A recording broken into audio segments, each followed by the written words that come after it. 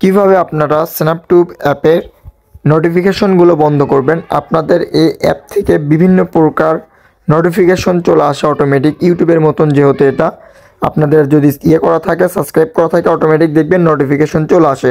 তো এই অ্যাপটি থেকে কিভাবে আপনারা নোটিফিকেশন বন্ধ করবেন আজকের এই ভিডিওটির মাধ্যমে আমি আপনাদেরকে এই কাজটি দেখিয়ে দিব।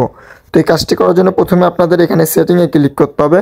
সেটিংয়ে ক্লিক করার পর আপনাদের সামনে এরকম চলে আসবে। তারপর এখান থেকে আপনারা জাস্ট নোটিফিকেশন সেটিং নামে একটি অপশন দেখতেছেন, এটার উপর ক্লিক করে দিবেন। ক্লিক করে দেওয়ার পর এখান থেকে আপনার যেগুলো অপশন আছে প্রত্যেকটা অপশন আপনারা এখান থেকে জাস্ট বন্ধ করে দিবেন।